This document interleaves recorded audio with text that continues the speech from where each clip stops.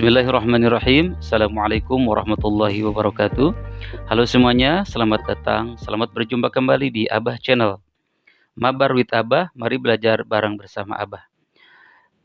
Kawan-kawan semuanya, pada episode kali ini kita akan membahas mengenai rangkuman materi PAI kelas 8, bab 8 dengan tema menjadi generasi toleran, membangun harmoni intern dan antar umat beragama. Oh ya teman-teman, untuk materi lengkapnya silahkan teman-teman pelajari dan bisa baca-baca di buku materi pelajaran PAI kelas 8 Kurikulum Merdeka. Teman-teman, pada materi kali ini kita akan membahas pertama mengenai pengertian toleransi, kemudian mengembangkan toleransi antar dan inter umat beragama. Selanjutnya kita juga akan membahas mengenai praktik toleransi umat Islam sepanjang masa. Kita lanjut saja. Pertama, pengertian toleransi. Pengertian toleransi dalam bahasa Arab berarti tasamuh. Tasamuh sendiri berasal dari kata dasar dalam bahasa Arab samaha, yang berarti mengizinkan atau memperbolehkan. Salah satu contoh penggunaan kata samaha dalam bentuk kata sifat atau al-samhah terdapat dalam sebuah hadis yang diriwayatkan oleh Imam Ahmad dari sahabat Ibnu Abbas.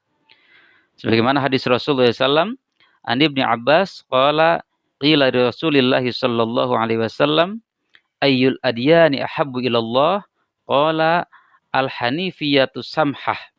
Hadis riwayat Ahmad. Agama yang paling dicintai oleh Allah Subhanahu wa taala adalah agama yang lurus lagi memperkenankan. Selanjutnya, pengertian toleransi secara istilah. Secara istilah, toleransi diartikan sebagai sikap menghormati orang lain atas pelaksanaan hak-haknya. Toleransi mengajarkan bahwa setiap orang dalam berbagai perbedaan itu memiliki hak yang harus dihormati. Selain hak untuk dihormati, setiap orang juga memiliki hak untuk menjalankan keyakinannya dalam perbedaan masing-masing. Selanjutnya, mengembangkan toleransi antar dan intern umat beragama. Kebebasan beragama dalam Islam dan toleransi antar umat beragama. Islam melarang secara tegas untuk melakukan pemaksaan agama terhadap orang lain. Ajaran tentang kebebasan beragama ini terdapat dalam Quran surat Al-Baqarah ayat 256 yang berbunyi, A'udzu billahi minasyaitonir rajim. Bismillahirrahmanirrahim. La ikraha fid din qad tabayyana ar-rusydu minal ghayy. Faman yakfur bit-taghuti wa yu'min billahi faqad istamsaka bil 'urwatil wuthqa la infisama laha. Wallahu samii'un 'alim. Yang artinya, tidak ada paksaan dalam menganut agama Islam. Sesungguhnya telah jelas perbedaan antara jalan yang benar dan jalan yang sesat. Barang siapa ingkar kepada tagut dan beriman kepada Allah, maka sungguh dia telah berpegang teguh pada tali yang sangat kuat, yang tidak akan putus. Allah Maha Mendengar, Allah Maha Mengetahui. Quran Surah Al-Baqarah ayat 256. Teman-teman semuanya, berdasarkan prinsip kebebasan beragama ini, Islam mengajarkan bentuk-bentuk toleransi sebagai berikut. Pertama, menghargai keberadaan agama selain agama Islam. Kedua, menghormati keyakinan dan simbol kesucian agama lain. Ketiga, bekerja sama dengan pemeluk agama lain. Selanjutnya, keragaman umat Islam dan toleransi intern umat beragama. Selain perbedaan dengan agama lain, dalam Islam itu sendiri terdapat perbedaan-perbedaan. Mulai dari cara beragama, budaya, organisasi, sosial, sampai dengan keragaman politik. Di tengah keragaman yang sangat kompleks ini, maka perlu dikembangkan sikap toleran intern umat Islam. Toleransi dalam keragaman ini bisa diwujudkan dengan ikatan persaudaraan yang disebut dengan al-ukhuwah al-islamiyah atau persaudaraan Islam. Prinsip-prinsip dalam persaudaraan Islam dijelaskan di dalam Quran surat Al-Hujurat ayat 10 sampai dengan 14 yang intisarinya antara lain 1. di antara sesama orang yang beriman adalah saudara. Kedua, hindari perbuatan menghina kelompok yang lain. Ketiga, hindari perbuatan saling mencela.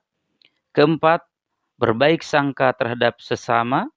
Kelima, hindari perbuatan saling mencari kesalahan. Keenam, hindari perbuatan membicarakan kejelekan sesama. Dan ketujuh, saling berta'aruf di antara sesama.